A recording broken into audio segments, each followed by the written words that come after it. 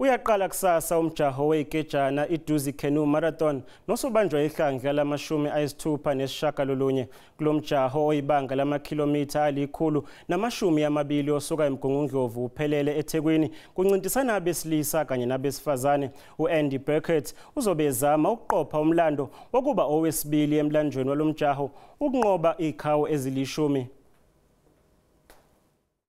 UAndy Burkett ebamsene noKhumbulani Nzimande batholwe ngeqoma kulomdlalo. Abanye ababhekwe ukwenza kahle kubalwa kubo nethimba elake ladla umhlanganiso uThulani Mbanjwa kanye nosibonelo khwela ngokunjalo noAnt Stott noCarl Foster.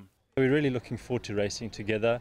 Conditions are looking great. There's a lot of water in the river as it is, and some more rain expected. So I think we're going to have a lovely race. Competitor-wise, there's a lot of strong crews that put in the work.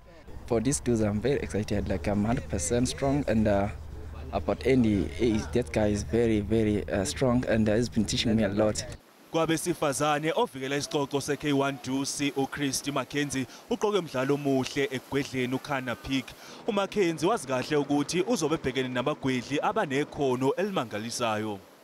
Sure, I think it can be the four top words that I've been able to point out. I think the Jen and Kaita, they're a fierce crew. They've been paddling together for many years now. Isigabeni sokuqala kuzogwedlwa ibanga elingamakilometre angamashumi amane nambili kusuka eCamps Drift intambo iyoshaywa eDusi Bridge.